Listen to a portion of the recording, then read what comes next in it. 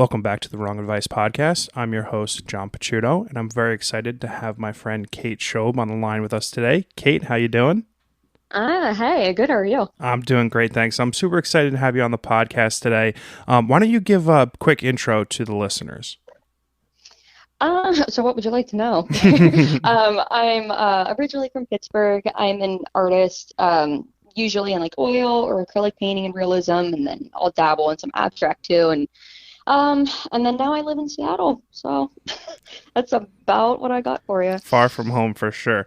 So, Oh, in advance of the overarching conversation we have about your art, I'm going to apologize for butchering like different types of mediums and no, techniques you're and good, shit man. because I have no idea what I'm talking about. But it's funny. I went back to Facebook to look because I remembered messaging you many years ago about I stumbled across your art online because I went to school in West Virginia. Someone that I Yeah. knew in Pittsburgh shared something that you did for either the Penguins or Penn or Okay. Pitt or whatever, and it was 2016. So I've been a huge Oh fan my and follower gosh. of your artwork for an extremely long time.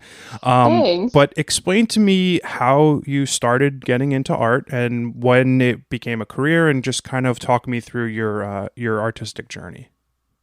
Yeah, I mean, I was always artistic ever since I was a kid. I was always like coloring and winning coloring contests in elementary school. I mean, I just took your standard art classes that you had to take all the way up until high school. So everyone knew that I could draw, but I didn't start painting until sophomore year of Hmm. high school. And I originally actually wasn't even going to take art because at that Wow. time you had to actually take art as a class if you wanted to do it. And my first year I didn't take it, and then my mom was like, what the fuck are you doing? Like, why aren't you doing art? So my sophomore year, I actually finally took studio art, and then that's where we were introduced into painting. So as we were talking about earlier before we started, kind of like the imposter syndrome. So I would do these paintings, and I thought they looked like shit. So I actually tried to throw one away, and my mom took it out of the garbage, and she made me enter it in this like high school contest, and I wound up winning third place. Oh my God, I You love know, that. yeah, so like I was just like, meh, okay. I mean, I don't know. I set my bar pretty high just with everything in life. So if I'm not great at it, I don't want to do it. So third place like didn't wow me. But continued to do art into my junior year. And then that's when we got into oil painting and started to get into painting people. And that's when I started to realize like, oh, maybe I can paint. So it was my junior summer going into my senior year, and my art teacher wanted us to take a painting home and like work on it all summer. And I didn't know what to paint, so she finally found this painting of a bus driver in the magazine, and I went to this kid. He kept the photo because nobody wanted it, and I was like, hey, like you still have the photo of that guy? He's like, yeah. So he gave it to me, and so I worked on that all summer, and I just didn't know, how people were going to react to it. I only had my family members that saw it. I didn't have my teacher giving me critiques of, change this, do that. So I took him into school my first day of senior year, and my teacher like fell out of her chair, and so I got like a huge reaction, and so now everyone knows that painting of Cletus, my bus driver, well, not my actual bus Right, driver, right. but the bus driver painting. And I always say Cletus is my baby. And my art teacher put me into every contest that she could. And not only did I, win them all, but I was winning best of show. Wow. So the one time I didn't go to my one show, and it was like 800 entries out of 5 states. And my teacher, this is, I am old, okay? So this is no cell phones. She called on my house phone and left a message on the answering machine, and we came home and turned it on. And she is freaking the fuck out. And she was like, you won, you took the whole show. Like, Holy so shit. that was another thing that was just kind of like, oh, maybe, I can do this. So as it started to develop, my senior year, did more oil paintings, and they turned out beautiful, and started to think like, maybe I can do this in the future. And my art teacher was like, think about going to art school. So she had told me about Savannah College of Art and Design, and I actually got in, but it was $40,000 a year. Oh, wow. So it was kind of like, do I want to go to school for something that I already know how to do and I'm very good at it? Can I even make this into a career? Can I even make this money back? Mm-hmm. So it was actually like 3 weeks before I was supposed to go to Savannah, paid room and board, and I got too scared, and I was like, I'm not going. So there I was, 18, not knowing what to do with my life. And everyone would always ask, like, oh, so what are you doing? Like, where are you going to school? Is always like the number one question after you graduate. And I would tell people, like, oh, like, I'm not going to school. And then, like, the look of, like, disappointment and, like, judgment all over their face. And they're like, so what are you doing? I was like, well, I don't know. And, that was a period of my life where I was very lost. So for the next 2 years at least, I didn't even really paint anymore. I just worked part-time jobs. Mm-hmm. And I worked at Hard Rock Pittsburgh, and I was a hostess, and you wind up talking to people, and I would show them my artwork, and everyone would always say, like, what are you doing here? Why aren't you doing art? Like, what are you doing here? And I was just like, oh, I need money, to pay my bills, and got to make it somehow. So it kind of developed slowly over the years by complete fate. I mean, I can't speak for other artists. I'm incredibly fortunate, and I just think I am incredibly fucking lucky with the people I've met in my life, and sometimes I don't feel like my life is real.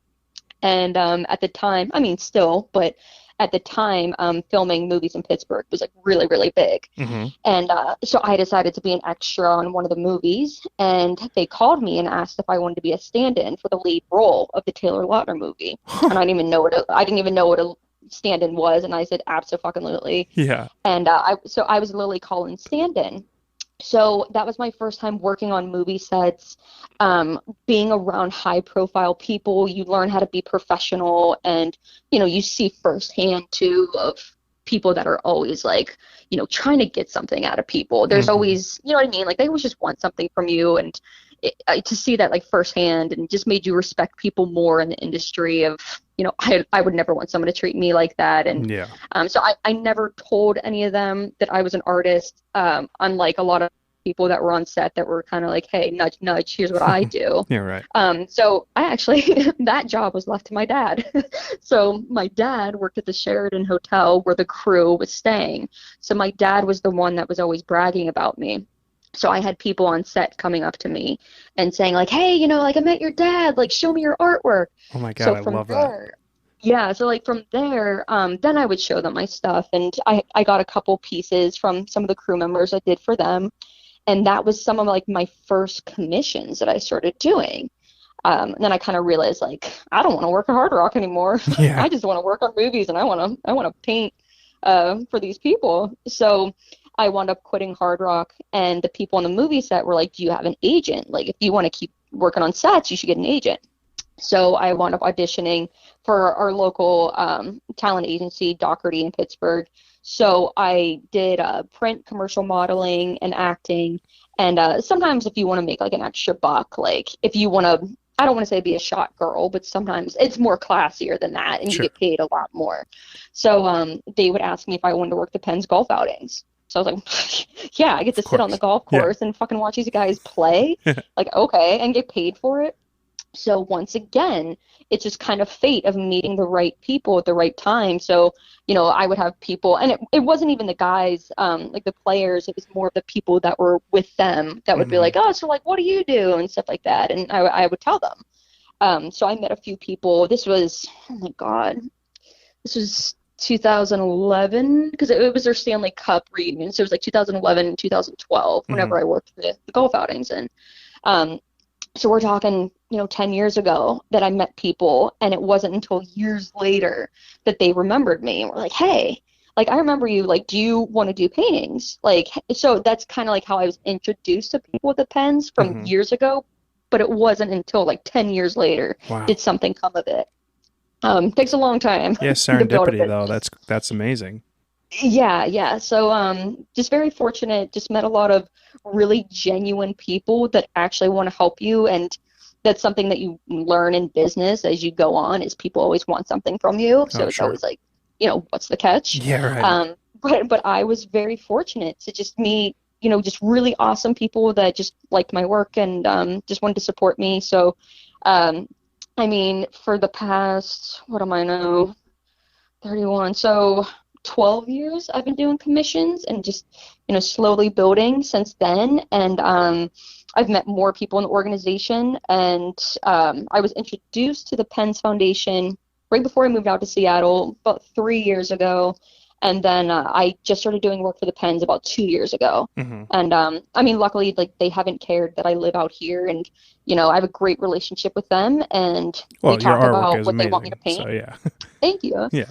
And so I mean, we just talk about what they want, and I paint it for them, and I ship it out to them, and we make the foundation a lot of money. That's awesome. And yeah, so I mean, I've just been super grateful that doesn't really matter where I live. I mean, I can do stuff for people all over the country, and so yeah, that's just what I've been doing. That's pretty cool. So again, like I don't know styles and or conversational artwork, but so like a couple pieces that have stuck out to me is like the Jason Witten piece that you did. Would that be called what was that, like portraiture? Is that realism? Like how would you describe that?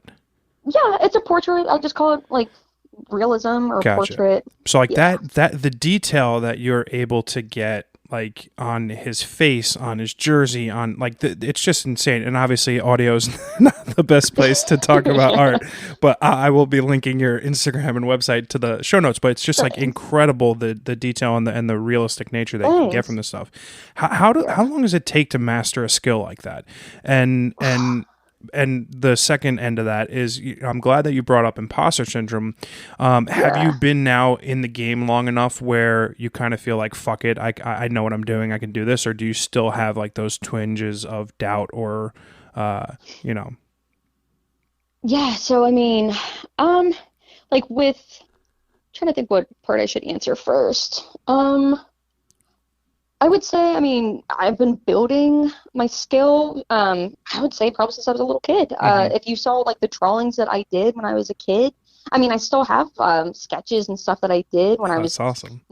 From like third grade, and it was always cartoons. I could never really draw realism, Mm-hmm. but then when you give me a painting, I can paint realism. Oh. And sometimes I do compare my early works of paintings versus like what they look like now, and it has gotten sharper and cleaner at times. And it also depends on how much time am I being rushed. Sure. So I mean, I'm probably going to keep developing my style probably till the day I die. There was some kind of quote, I think it was from, don't quote me, I want to say it was like Picasso or like Van Gogh or something. And somebody came up to them in the cafe and they were like, hey, can you do like a portrait or like painting of me real quick on this napkin? And they do, and they take like 10 minutes to do it. And then they said this like absurd amount of money that they wanted for it.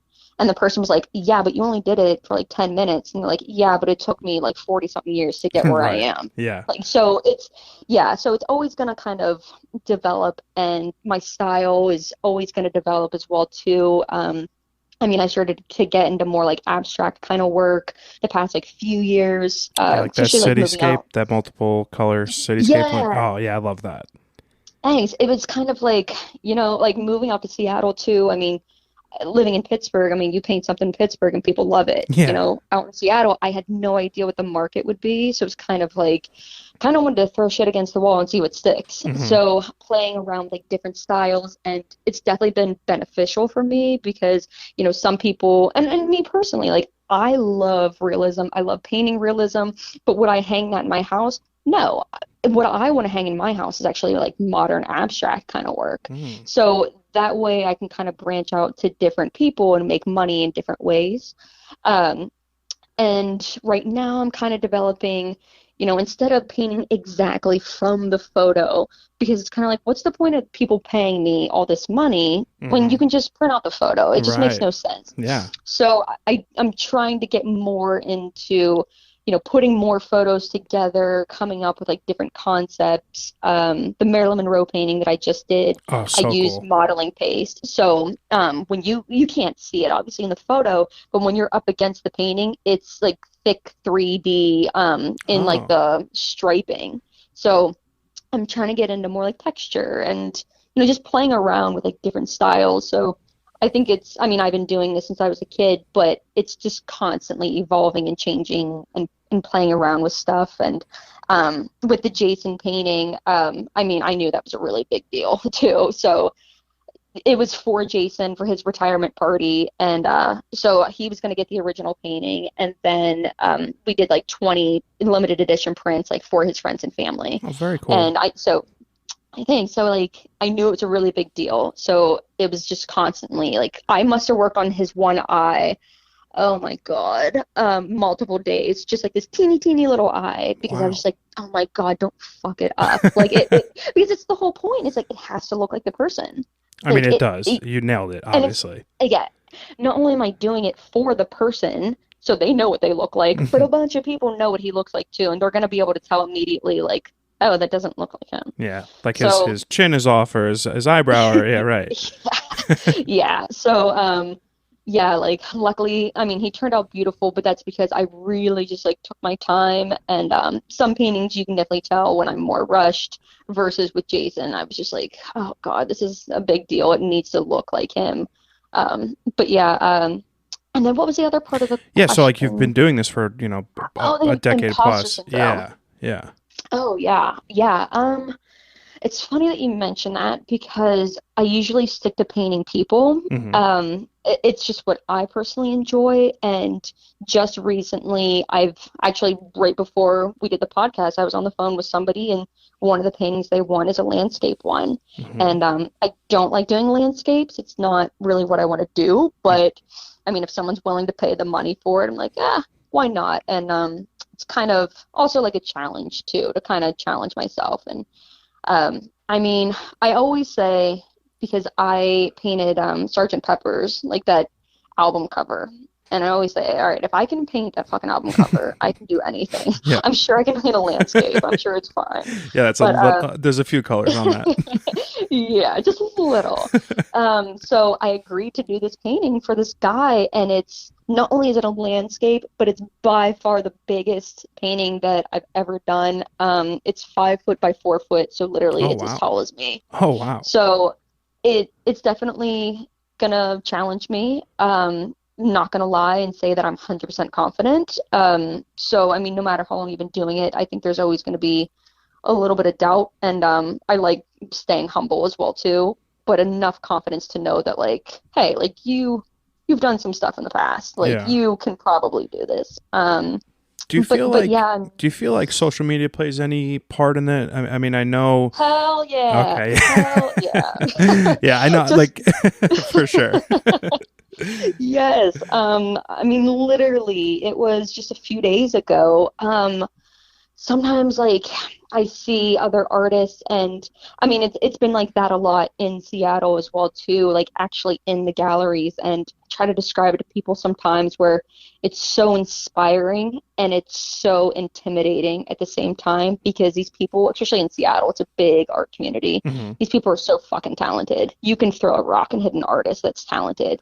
And to go from Pittsburgh, where I was a big fish in a small pond, and then I come here, artists everywhere, and they're all super talented, and you see their work and you're so inspired. You're like, wow, that is so cool, like I would love to try that. And then there's times when it's like, like, you know, why aren't I doing as well as them, or you know what I mean? Mm-hmm. It's so easy to like quickly compare yourself to someone else, right? Absolutely. I mean, I have people artists that I'm friends with, and sometimes I'll see their stuff online, and as much as I root for them, sometimes when I see them doing like, you know, like really well, I'm like, yeah, like, well, obviously, like I'm rooting for them, and like I like their stuff, like I physically like it mm-hmm. on social media because they deserve it. But yeah, there's a part of me that like kind of feels it's not necessarily like their work, it's the opportunities that they're getting mm-hmm. that sometimes that I'm just kind of like, oh, like I'm just sitting at home like fucking painting pet portraits, and you know what I mean, like it's not like these like cool things like the pens all the time, right? Well, I think that's the I mean, it's the one you know, double-edged sword of a creative career, because like I say a lot of people that I've spoken with on my podcast have been fortunate enough that they've found their calling at a very young age, whether it's art or photography or music or whatever it might be. And I kind of stumbled into all this stuff super later in life. So I'm 35, and it's really just in the last 5 years that I've picked up a camera and started doing photography, and it's like the thing that I love most in the world. But you guys, a lot of these people that I've spoken with have had a long career, like they've got a long journey. So I try not to compare my chapter 1 with someone's chapter 30th, but when you're on a social media platform where unfortunately it's always shoved in your face, and it's like, oh well, I have X followers, they've got 10 times that. I get one like, they get 1 billion. It's like it's hard not to compare yourself. Oh, absolutely. My one friend David, he does a lot of stuff for the NHL, and once again, I actually met him at the Penn's golf outing like 10 years ago, and he was doing a live painting.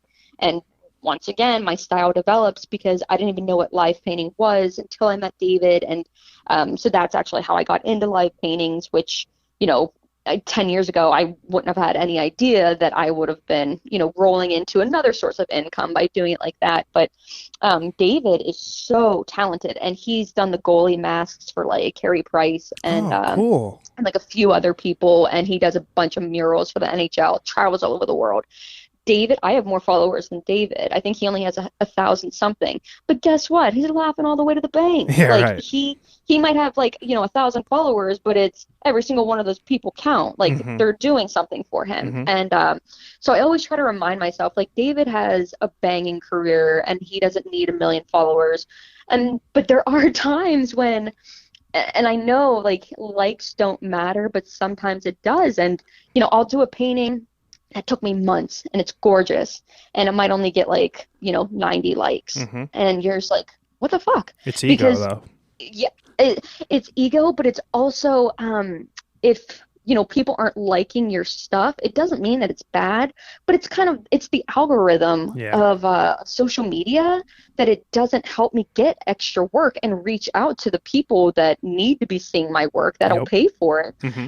So as much as I try to say likes don't matter, they kind of do, because that's how more people find my work, and that's how I get more work. I know. It's the duality of social media. Yeah. So I mean, it's definitely, it's funny. I think whenever I was doing my interview with the Pens, and I just did the ones for the hockey pucks, and I was telling David, the interviewer, with the whole imposter syndrome, if I saw another artist getting that opportunity to do limited edition pucks for the Pens, I would have been so fucking jealous, unbelievably jealous. But here I am. I'm the one chosen to get to do it. And I was just like, yeah, it's another job. Right. It's just another painting that I got to do. And yeah, cool. If you're going to be printed on pucks, it is. It's funny. If I saw somebody else doing it, I would be so jealous. And then when I do get to do it, I'm like, yeah, it's just another job, just doing my job. So I don't know if you've ever felt like that. I have. Yeah. It's the tough part about creative careers, because while I am and you are doing the thing that you love, it's still work. You still have good days and bad days, and there's still days that you want to go to work and days that you don't want to go to work, and there's still days that you are massively inspired to do your job, and other days that you're not. And it's just like any other 9 to 5. It just depends on your day. Did I sleep well? Did I drink too much? Did I have enough coffee? There's a plethora of things that kind of factor into that. You mentioned earlier confidence and inspiration. So as an artist, how does other people's artwork inspire you? Does it give you encouragement to try different styles? Is it okay. Yeah, especially when I came out to Seattle, just to kind of get a feel of what sells out here. I would go into some of the art galleries, and a lot of it was kind of the abstract-y. And some of it, I'm not gonna lie, I was like, I can fucking do that. I would look at it and be like, they're trying to sell this painting for $4,000, I can fucking do that. Jeez. So that's kind of how I got. Oh, that's nothing in Seattle. $4,000 for a painting is absolutely nothing. Wow. So I would I would look up about the acrylic pour paintings, because they were really cool, and that's what was in the galleries, and then people pour epoxy resin on top of it. And I just watch YouTube videos of people doing them, and obviously trial and error, and you play around with it. And I've sold those paintings to people that want to do the abstract kind of paintings. So yeah, it's just those kind of things for sure. Even just scrolling on social media, just getting inspiration from other artists, and clearly never ever ripping off another person's work. That's like rule number one. Yeah. I've had that happen to me. Really? Yeah. I didn't know who she was, but people actually, a friend of mine, she had found this girl somehow, and it was a James Conner painting that I did that was kind of like an abstracty. Mm-hmm. And she was like, hey, I'm not trying to start any drama or anything, but you need to look at this girl's Instagram because it's your exact painting of James Conner that you did. And that painting sold for $6,000 at a charity auction, and I had to get permission from the Steelers because it was for Dr. Stanley Marx's event, James the Oncologist. Right. So I had to get permission to even do that painting because I had the Steeler logo. Mm-hmm. And this girl, it was verbatim. Like nothing about it was changed. Usually, when you take inspiration from somebody, like there's like tits and bits of like what you like, and this was an exact replica of my painting. Mm-hmm. And so I was pissed. Yeah, and I rightfully so. I'm not, I get why people, like some of my I hate saying fans, but people that like are fans of my work, they started commenting on the photo and started kind of bullying her and calling her out for stealing my work. And I appreciate people supporting me, but, do not, bully people online. Like, we're not 16 years old. I know.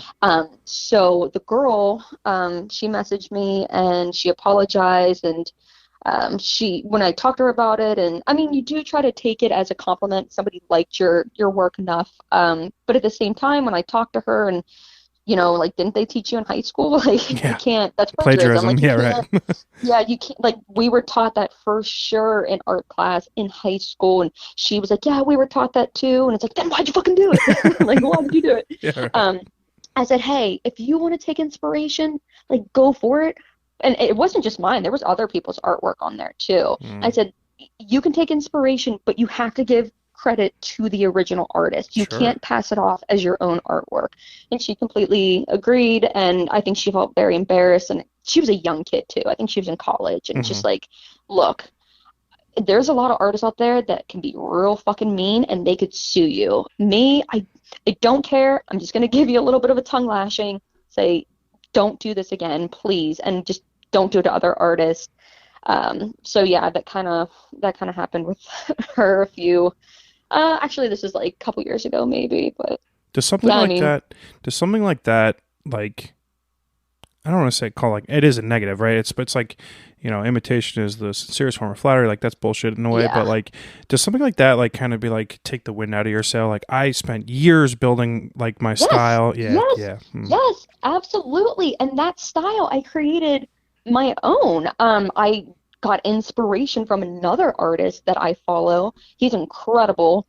But you would never look at his work and then look at my paintings and be like, oh, that's his style. You would never. He does a lot of portraits and their faces are in multicolor. Mm-hmm. So that's where I took like the inspiration, but you would never look at his stuff and think like, oh, that looks like Kait Schoeb's paintings, or like same style, not even close. And that is a great example of, taking inspiration from somebody and ripping off someone else's work. Oh, totally. So I wound up kind of just like creating that style based off of inspiration. And then here's somebody that she claimed she wasn't going to sell the painting or anything. And it's like, so what, are you going to keep it in your house for the rest of your life? I mean, come on now. And I told her, like, do it for? like that painting sold at auction for thousands. I had to get permission to even do that painting. And then here's somebody just coming right in and doing it. That's fucked up. That was another thing too. Yeah. So it's just like, hopefully she doesn't do it again. But I mean, I definitely have taken inspiration from artists of totally. Me more or less. It's just trying different styles, but never yeah, you never want to rip off someone else's work. Yeah. So like style wise, you've done like a lot of portraiture, realistic stuff, and dabbling in the abstract world with like some of those cityscapes and things. The Marilyn Monroe, Andy Warhol stuff. Is that like considered pop art? I don't know. Okay. I don't know what to call it. My question was going to be like, because I see like a lot of people on Instagram and TikTok and all these places that like blow up. It's because they have some sort of pop art, like where it's either a celebrity or a brand or something. So as like an independent artist who like, like you mentioned, a lot of your growth, financially and success and like business wise is predicated on more followers and more likes and stuff. Like, do you feel kind of pressure to have to produce that kind of work? Oh yeah, absolutely. I mean, it's awesome. Don't get me wrong. I'm just curious. Yeah. Oh, absolutely. I mean, that's what's going to separate me from other artists and what's going to make me stand out. And I mean, the biggest bonus of it all is that's my artwork. It's my vision. It's my creativity and my personality. It's so literally. I'm biased. I mean, Marilyn's like the OG bombshell, but that painting is so fucking cool because you like kind of tag teamed like the old black and white modern, with the it's just so fucking cool. Like I don't follow a ton of artists online, but that's like super unique to me. Like I had never seen something like that. So that's pretty cool.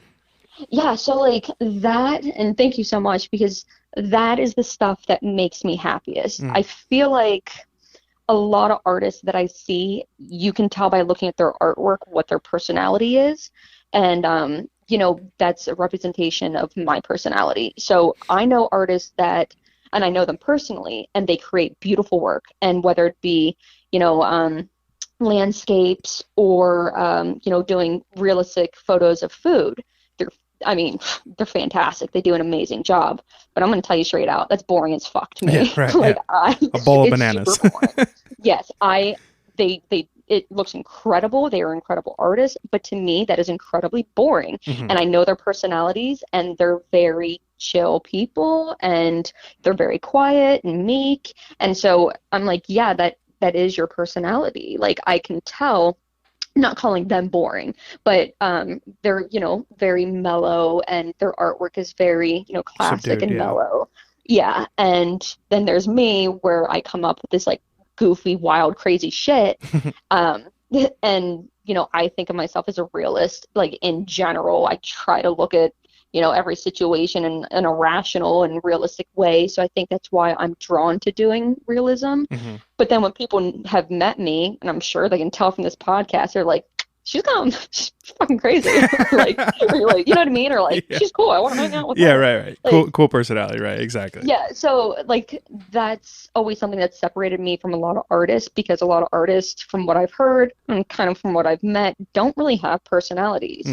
So that's always been a plus for me, where yes, I'm very talented, but I also have personality. So I can hang out with people and I can sell my artwork, and that's something that a lot of artists kind of lack. But that is the work that does make me happiest, is doing like the weird, not weird, but like, your spin on, yeah, like that's always my favorite, but I don't get a chance to do it very often because unfortunately, but fortunately, I am very busy with commissions. That was actually going to be my next question. So I'm glad you said that. So like, how much of your time do you get to paint the things that you want to do like that? I don't know if that Marilyn Monroe is a commission. Barely. Like how much time do you get between commissioned work and like passion work that you want to do just like for your own? Barely. Yeah, it's something that I do need to work on with like scheduling. But I know for a fact that doing pet portraits for people, do they pay my bills? Yes, and they've done it 10 times over, and I will paint pet portraits till the day I die. Yeah. But do they make me happy and satisfied? No. But sometimes... But a girl's gotta eat, right? Exactly. I have been so broke at times in my life being an artist, I've had fucking air for dinner. Like, I never want to go back to that. So if you want me to paint your dog, I will paint your dog. But yeah, I mean... I don't get as much time to do the things that I want to do. I mean, you can definitely tell my best pieces are when I had time. So when I had like Cletus and Flo, that's when I was in high school. I didn't have, a fucking care in the world. You can do whatever you want. And then I would have like maybe 4 years that I didn't work on a passion piece that I wanted to do for myself because I was so busy doing commissions so I could pay my bills. Yeah. Especially out here in Seattle where it's super fucking expensive. Like you gotta keep it up. I did have like a small break for a bit there, and knock on wood, I'm very fortunate. The pens paid me very well, so I did have a nice cushion of like, all right, I can, take like a month off and actually have that luxury of turning people down or telling them I'm not working on something for, the next 2 months, so come to me in 2 months. I had that luxury, and so that's when I finally got around to doing Maryland. But now I'm kind of in that same boat where I just got a bunch of commissions for the pet orders, and I was going to work on an Audrey Hepburn one, very similar to what I'm doing with Marilyn Monroe. But then I just got that commission of this 5-foot, 4-foot painting. So it's like, And how long will something like that take you? I don't know. Okay. We'll find out because I've never done a painting this large, and I don't do landscape. So well, like Marilyn's pretty big. How big was that painting? She's 30 by 40. Okay. So yeah. Like a little less than 3 feet by Yeah. And so how long did that take? That took a month? I would say I worked on her off and on for a month. If I actually was more disciplined, which I'm not, and actually woke up and had a set schedule of like, okay, from this time to this time, or 8 hours a day, I definitely could have gotten her done a lot faster than what I did. But I worked on her for over a month. But, some paintings kind of surprise you because one time when I did a Buckingham Nicks painting, it was 3 feet by 3 feet. And at the time, I was like, this is going to take me like 3 fucking months to do this painting. And I wound up getting it done in a week. So sometimes when your paintings are so big, the detail gets blown out. So it actually takes you less time because you're not doing tedious little details and stuff. Interesting. Yeah, so it's funny. So when I do the paintings for Pitt and their Hall of Fame paintings, I thought whenever I first started them, I was like, this is going to take me like forever. And the first painting that I ever did for them, I got it done, almost completely done in one day. And they're 16 by 20 black and white. So yeah, like it completely surprised me. So I was like, oh, I'm going to get these done like really fast. Detail depending, because sometimes the faces are like, tedious. They're like as big as, there's sometimes like with the photo, the face might be the size for like a nickel, and I have to paint like Dan Marino's face on a nickel basically. So when paintings get so small like that, then I might have to work on it for like 4 or 5 days as opposed to the one, because the detail is then so small. So it's tricky. Sometimes you think a painting is going to go really quick and it doesn't, and then sometimes you think this is going to take me forever. So I don't know how long it's going to take me for this big one, but I'm going to guess, and probably not as long as I wanted to, but yeah, I just need to start trying to make more time for my passion paintings because, that's what's going to make me stand out, and that's what people are going to be drawn to and want to follow me because I'm doing stuff that's completely out of the ordinary. And your own, versus, Spike the multi-poo. Yeah. How do you deal with creative burnout, and like because you're, I don't know if you do deal with it, but because you work on so many different kinds of paintings, whether it's portraiture, animals, cityscapes, etc. How do you kind of combat, that wake up, I don't want to touch a paintbrush kind of feeling? Oh, I just had burnout like 3 days ago. My friend texted me, was because they just did an article on me in the town that I live, and so he texted me. He's like, "Keep hustling," and I was like, "I am, but the burnout is real." So like when I do really feel it, sometimes I do just because I do burn myself out a lot because I work from home. It's hard to get away from your work when you work from home. Sure. So I just feel like I'm constantly working all the time, and I don't feel like it. I am. I'm working all the time, and it's not good. So when I do start to feel like that, I'm just like, all right, I'm going to take like a few days off. Or maybe, not go on social media as much, or I'm not going to answer these emails until tomorrow morning. Like there might be 5 of them, There were a lot of times when I was like really obsessive, and a lot of it is too, people message me on so many different platforms that if I go and click on LinkedIn and just like look and saw that I had a message, then that notification goes away. So then I don't want to forget, oh, this person messaged me. And same thing with like Instagram and all the other ones too. So I used to have a really bad obsession of like, I have to answer people back right away so I don't forget. But yeah, I mean, sometimes talk about it's just, like, anxiety inducing, right? yeah, like get off your fucking phone. Yeah. Like, so now there are times I'm just like, you know what?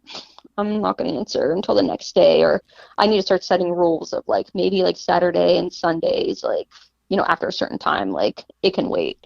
So I try to do stuff like that. I mean, I always feel like with burnout, take a couple days off.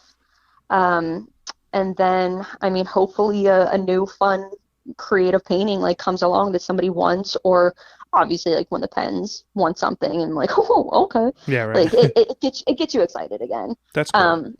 Yeah, but I mean, the burnout is real. Yeah. It's for everyone. Yeah. Yeah, for sure.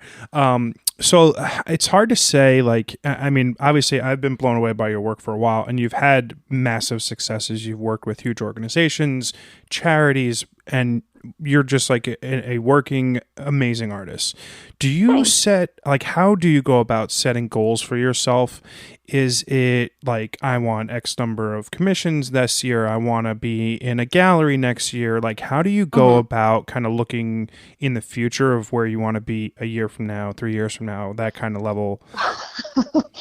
I wish I was even that organized. I'm not. That is the part of me, of the artist, that is very lazy, and I'm very go with the flow. And I mean, my sister's a teacher, so she has, she used to live in DC. So when she used to come back to Pittsburgh and visit for fucking like 2 months before, she'd be like, what are you doing on this date at this time? Me and my dad are like, Chris, I don't know what I'm doing tomorrow. Yeah, right. And so like, she's super organized, and I'm just very go with the flow. So I wish I were that organized to be like, around next year, like I want to do this, and I don't really think about it. I mean, maybe I should.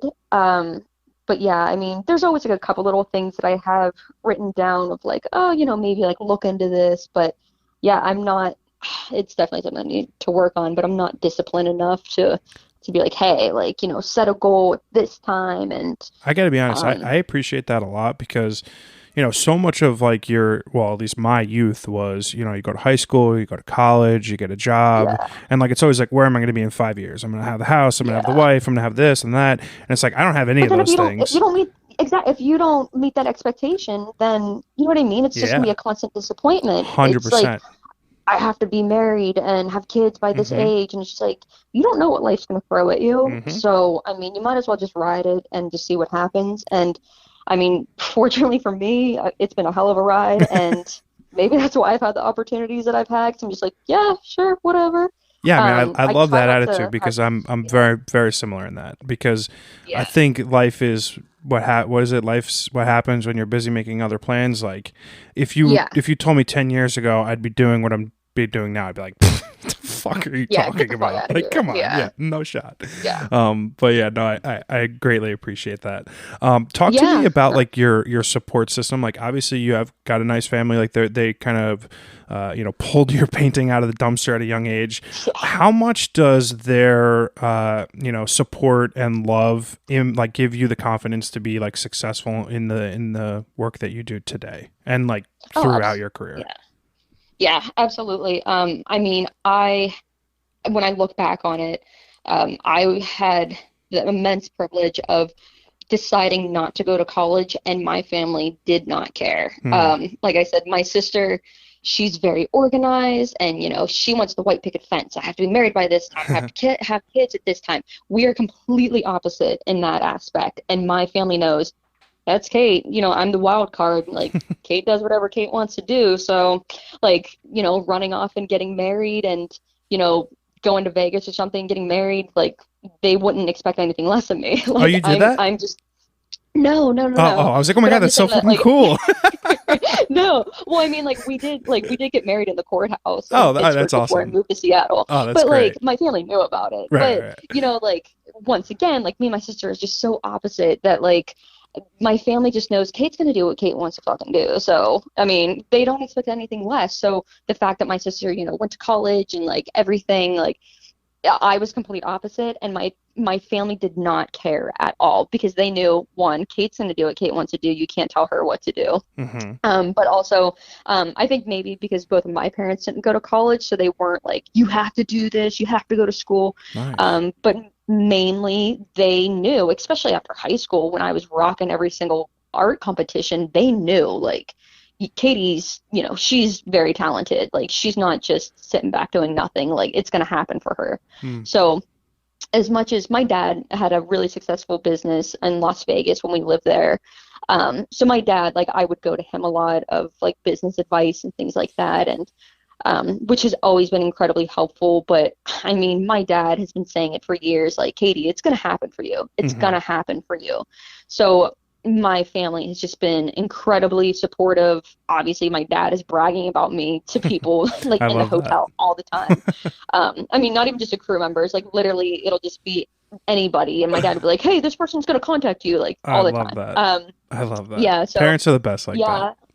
Oh, yeah. I mean, my family's just been absolutely supportive, and my husband, of course, is like super supportive, but he stands back more because I'm like, don't tell me how to run my business. And he's like, I not that like I say stay out of my business, but I'm more of like, hey, like when I want your opinion, like I'll ask it. But when I'm bitching about something, I don't need you to be like, well, you need to do this. Like he stands back and he just listens.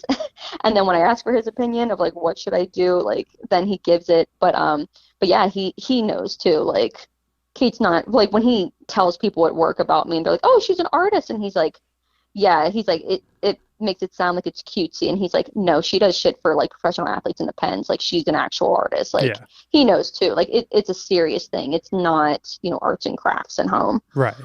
No pops, but I mean not yeah, I mean not just my family, but I have like a select, well, my group of friends from high school are like super supportive. They're always sharing my stuff for me on social media. But there's been a select couple people in my life that I had met throughout the years that they're the ones that are so genuine.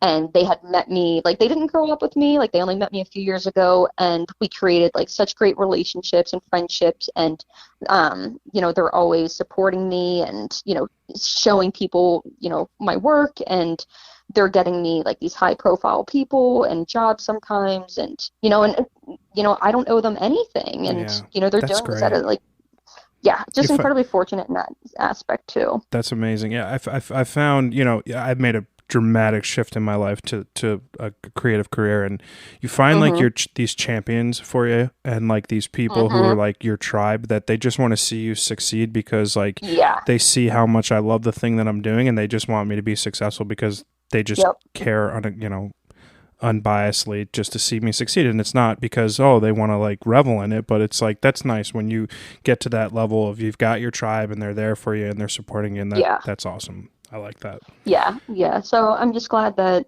I mean, like I said, they always know Kate's going to do what Kate wants to do. And I mean, with this whole like cancel culture, like bullshit that is going on, like we didn't have this when I was a kid growing up. This is just social media and like the past few years. Like I joke with my husband all the time. I'm like a fucking cockroach. You can't get rid of me. So like if someone ever tried to cancel me, I'm like, fucking, I dare you. I fucking dare you. You can't cancel me. Like I will still wake up every single day and paint. It doesn't matter. Like, you can cancel me all you want. I am still going to be an artist. I'm still going to paint whether you fucking like me or not. And I think that's, and I think, especially in the creative field too, just in life in general, but you do have to have that mindset of like, I don't give a fuck what you think about me. I love what I do, and I'm going to do it whether you're buying my artwork or not. Totally. I get this thing where, and it's, again, it's social media's fault. I just wrap myself up into it. Like some of the photos that I take that I think are like the most powerful, and there's like a real story behind the image, gets no love, no shares, no likes or anything. And like, that's just like kicks me right in the fucking nuts. And then other times, like I'll post a picture of like fucking something so stupid, like a sunset or something, and it's like 1 million likes. It's like very frustrating. And it's like that duality. It's just like, fucking A, I hate this place. I saw, it's not a meme, but I saw someone say about social media, especially Instagram with their algorithm is terrible for small businesses and the creative field, and so it was like a meme, and it was like, just remember, you don't suck, like the algorithm does. And Yeah. I was like, I mean, it's true. I Like, saved that exact meme. It's literally on my phone. Like yeah, I have to remind myself that sometimes, like when you look at something that you post, like if only 50 people see it, like you can't control how many people Instagram yeah, shows your stuff to. It's like a yeah, frustrating thing, and especially for a platform like Instagram where there's a billion followers and they're no mm-hmm, longer like a quote unquote photo sharing app. So it's like, well, if I mm-hmm, can't share my photography and I can't share my artwork, like what are you mm-hmm, here for? Like I got to start exactly. dancing around my photo so you can share it to fucking people. It's so stupid. It's terrible. I know. Yeah. It's ridiculous.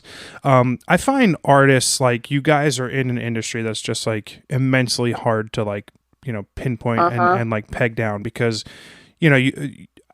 you look at something like that Basquiat would do and you're like, wow, okay, that's $58 million, but a Mm-hmm. third grader Why, could do what that. makes it 50? Yeah, exactly. What Right. makes it worth $50 million? So how do you like derive value in your work, or like what is it about the stuff that you produce that like you can look at it and be like, I don't give a fuck whether someone thinks this is like high class art or world class or Yeah. whatever, and like have the confidence in yourself that you could just like produce what it is you want to and Yeah. not worry about what like a critic or outside forces kind of can focus on.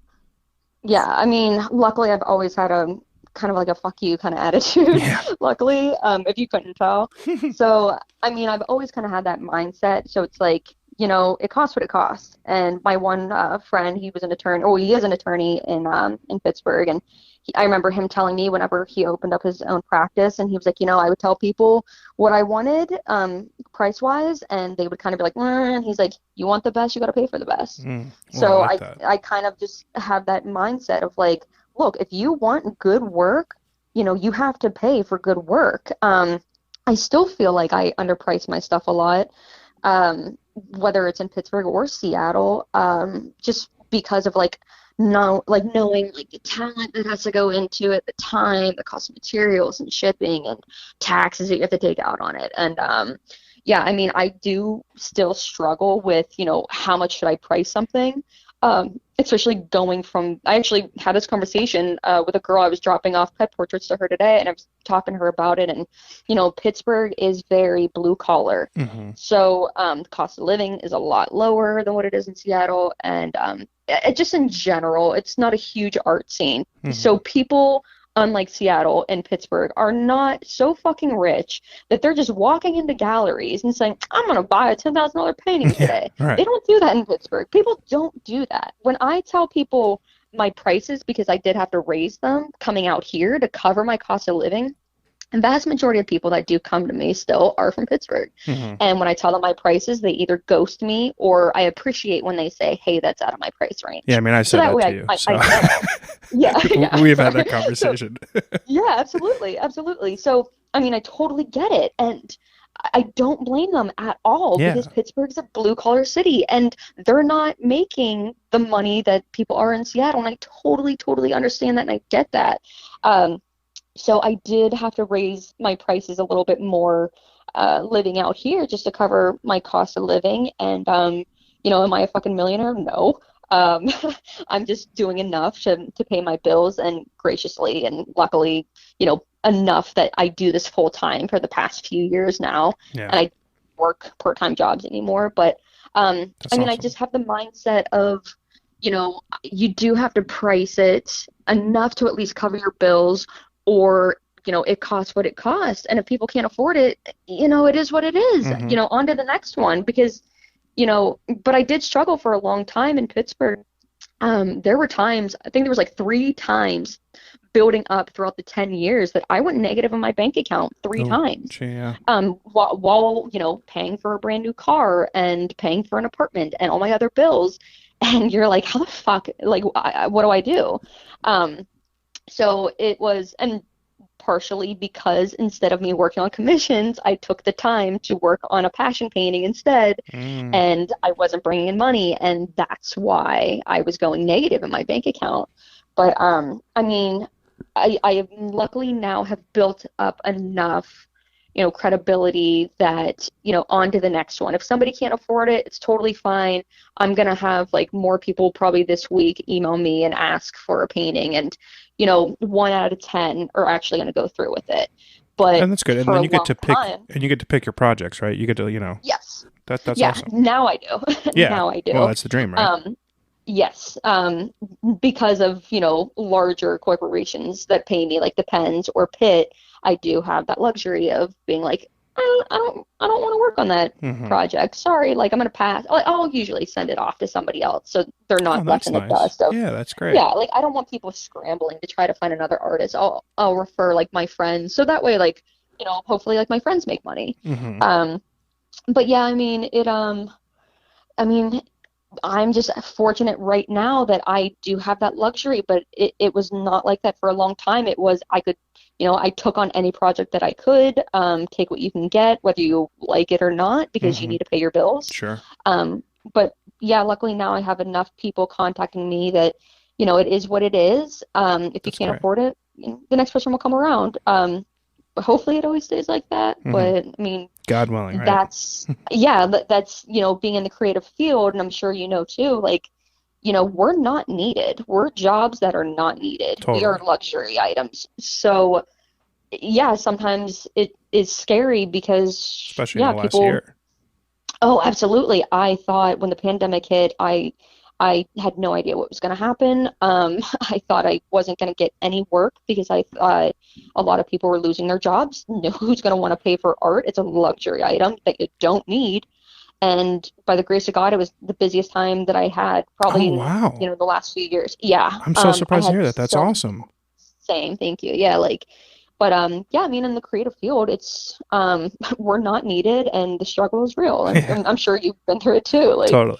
yeah, So my next question is a bit of a long one, but I'll aim to get to the point as concise as possible. So, yeah, in relation to imposter syndrome, my biggest fear from my photography career perspective is showing up to yeah, a shoot or a job site and like my fucking SD card fails, or I don't have yeah, the film that I need, or my camera breaks, or like any number of anxiety riddled feelings that pop into my head yeah, 5 minutes before I snap the button, that I'm yeah, like, fuck, what the fuck am I doing here? I'm not fucking, I can't fucking do this, right? It's like all those things that yeah, you go through, and then you settle in and you're like, okay, I could do this. What's like your yeah. biggest fear as an artist, and how do you kind of overcome that fear? I think my biggest fear is going broke again, That's fair. and yeah, like I would have to say that's definitely my biggest fear. Like, I mean, luckily now I'm married, so I mean, I do have a cushion. So I mean, once again, it's not like, I'm living off of, a rich guy or something, Yeah. but I at least have a spouse that brings in an income. So, if God forbid that were the case again, I'm not completely left in the dust to fall on my ass. Hmm. Like, You got a partner. but at the same time, it is very like, I never want to have to go back to working part-time jobs that I don't want to, Mm. because that was something that really interfered with my work because I was, especially in Pennsylvania, like minimum wage is still 7.25. So Jesus. you're working like 5 days a week and your paychecks are maybe like 100 and something dollars. And it's like, this is nothing. I'm making nothing. And most of my time is being spent away from creating the artwork that is going to make me money and get me seen and more Mm. clients to get me the fuck out of here. Shit. That is by far like, I think about it every once in a while of like, I would fucking jump off of a bridge if I had to go back to working. Like, it sounds so selfish, and it is, because there are times when it's like, you better buckle up, buckaroo. Like, you got to do what you got to do to pay your bills. But I'm just like, that is like my worst nightmare. I think that's So I incredibly mean, honest. Like I yeah, appreciate oh the fuck out of that. Yeah.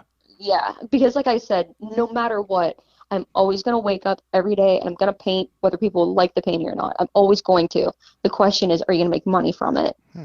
So, yeah, that's just like my biggest fear, I think. I don't care if people love or hate I mean, I don't care a little bit, but mostly like for me though, like I want to make stuff that makes me happy. And if I make money off of it, fantastic. If I don't, I mean, I already have a shit ton of paintings that still haven't sold, so what else is new? Yeah. But yeah, I mean, yeah, I That's very just don't honest. want to have to go back to that. I Yeah, appreciate that candor, because that's like a very real, very honest, very creative passion person Yeah. would be able to relate very easily with that for sure. Oh, yeah, yeah. Especially, like I said, in the creative field where you're not needed. So, Mm. you know, everything with my business is all about, who you know and Discretionary, yeah. yeah, and marketing yourself online and everything. And that comes in once again into play with how many likes you get on something and to get more work. And if you're not getting work, you're not getting money, and it builds into that fear, and you don't know when your next commission's coming in. And yeah, I had a business coach. He was really great, and he always just described being an entrepreneur as it's a roller coaster, and it is. Like Hmm. sometimes there were times when like I was riding high, and I was like, I don't have to fucking worry about money, like I'm great. And then it's like 3 months later, like you haven't had really any projects come in, and you're like, What the oh fuck my happened? God, yeah, oh my God, and yeah. Luckily, it has been very stable for quite a few years now, but I have been through it, trust me. I love that. What do you have like a dream project or a dream person to paint, or like do you have any sort of like dream goals or like anything like fuck I want to paint XYZ or person, thing, Uh, place, anything like that? not like a dream goal, not really too much. Like I do have so many ideas of the Andy Warhols that I want to do. Hmm. But I mean, the gallery that I'm at, she kind of shit all over my dreams a little Oh bit because no.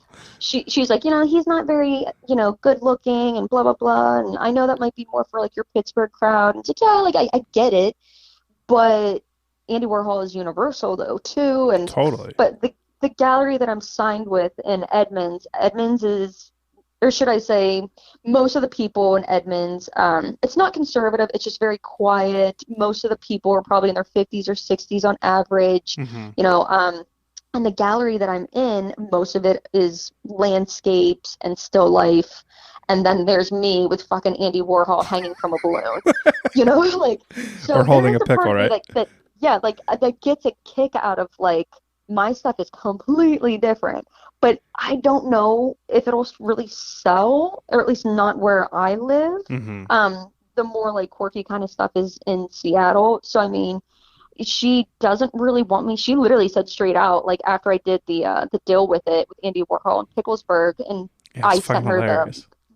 I like sent her the painting, and I thought she like was gonna put it in the gallery, and she just like called me and was like, "Hey, so are you gonna keep doing these Andy Warhols?" And I was like, "Yeah."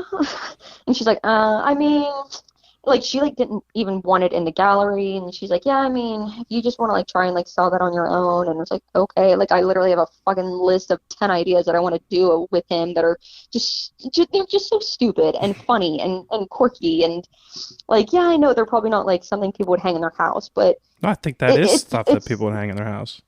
thanks, but it's just like it's just something that excites me, and it got me like excited, and then she kind of just like squashed it. So And then what does that do to your confidence? Are you it just like, doesn't ah, fuck it, I don't care, I'm gonna do it anyway? a little bit, yeah. There is a little bit that's like I'm gonna fucking paint what I want anyway. But I do still try to please her because I mean the whole point of me being at the gallery is to make her money. Right. So I do also want to kind of like owe her that, but I don't feel like she's letting me kind of like be the artist that I want to be. And sometimes I feel like recording artists where they have to create these pop songs that they don't want to because that's what their record label wants, You and have to be that's the what's going to get single you on on the the radio and album. get you, Yeah. yeah, and that's gonna make all the money. But they're like, but my favorite song on the album is this that I wrote, and they're like, that song's shit. That's never gonna, you know what I mean? Yeah. Like that's how I feel sometimes. Like the gallery is my record label, and they're like, yeah, but I know you like doing that, but we want you to do this instead because this is what's gonna make money. Like that's how it feels a lot of times, and it's like I just want to be the artist that I want to be, and do the stuff that's gonna make me once again like stand out from everyone else. But yeah, so I mean, she kind of been squashing my dreams a little bit there. So that's why I did like the Maryland, and I'm gonna do like the Audrey Hepburn, to kind of, make her happier. And people seem to like it too, and I it mean, they're still gets the sick. kind of I mean, like, yeah thing. I think they're, I don't know if like art, whatever, like design wise or artistically or style wise, they're like the same thing, right? But they're both Yeah, fucking awesome. Like, yeah, sign me up for a print of either. I'll take one. yeah. And Totally. she just thinks like people around here wouldn't want Andy Warhol because he's ugly. It's like, I get it. Marilyn Monroe is hot as hell. I totally get it. That's pretty So it's funny. like, yeah, people would much rather look at her than him. Sure. That's fair. So yeah, and then other goals right now, like for a long time, I really wanted my stuff printed on merchandise. So I did start doing that on like the one website. Obviously, I would love it to be in stores and stuff everywhere else because that's more revenue coming in from different places. I've played around with the idea of maybe licensing my art. So like the Pike's Place painting that I did, he's beautiful. I love him. And that's the fish guy. Seattle. Yeah. So if I could, license that, and once again, because I work with a modeling agency, like I learned a lot from that. It's kind of like licensing your art. So whenever, I did a photo shoot for Fisher Price, we might have a usage fee. So it'd be like, okay, every time, they show this, you get this X amount of money, or we're going to pay you a flat fee and we own the rights to this for the next 2 years. Like that's how it works with licensing your art and photos and everything too. So I do have that goal of like, I need to look into licensing it. So that way, if a company sees it and they love it, they can buy the image and pay me a flat fee or whatever it is. And they can print it, on puzzles, whatever they want for however long they want. That would be cool. The only thing is, I don't know if I'm going to get a shoddy deal. So, because I don't know anything about it. I don't know what's a good deal and what's not. Yeah, I'm not big in the puzzle game, but it sounds like it could be cool, right? In general, just in general with, licensing your art. Like, I just don't know if they're like, okay, Kate, we're going to take, a 60% commission off of, how many things are sold with your image on it. Like, I don't, you know what I mean? Yeah. So I want to find a lawyer that I trust, or even I have like a couple people that I know that maybe I can just ask their advice of like, is this a shitty deal? Because I would love to do this. And that's how, like, if you go into, like a Toys R Us or something, RIP Toys R Us, but like you see all the puzzles.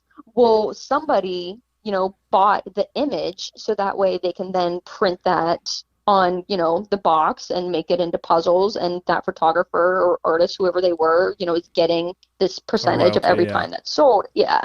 So it's amazing how much goes into like a creative career that goes like so wildly beyond like the 500 hours or whatever it is for you to produce something. Like, it's things that like nobody talks about that, this also, in my opinion, leads to a fair amount of creative burnout, dealing with like emails and money, and it's just like, Jesus Christ, I just want to take fucking pictures. Yeah. I've seen quite a few artists post about it, and that definitely leads to burnout too, because not only I've even posted about it too, of like, look, I'm not just sitting at home doing the paintings. I'm also sometimes, I'm a fucking carpenter, I'm the secretary, like I have many hats that I have to wear. I have to do all my own marketing. I have to go out there and like meet people and do all of that. Like, it's not just painting. So, most of the time I'm building the box just to even ship the painting that I even created. Like, that sometimes takes a couple hours depending. And, that's how you can definitely get a lot of burnout, because, I am not making millions of dollars. Not to say you need to make millions, but I'm not making enough money to where I can have an employee, or I don't have enough work coming in that I would have an employee to pay them to do some of that extra work for me. Totally. So a lot of us artists, we take on all the hats, and it's exhausting. Like, owning your own business is exhausting. Yeah, good times. Burnout's real. Yeah, no, for sure. Oh, yeah. So I'd like to spend every little last bit of every podcast kind of just doing some rapid fire questions. Like, some are easy, some are like a little bit deep.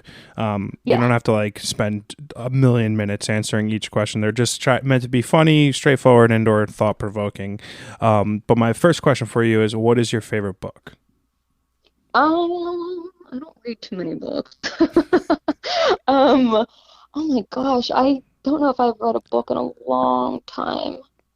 I feel terrible saying this. I don't know if I can even answer, because I can't even remember the last time I even read a book. Fair enough. Favorite movie?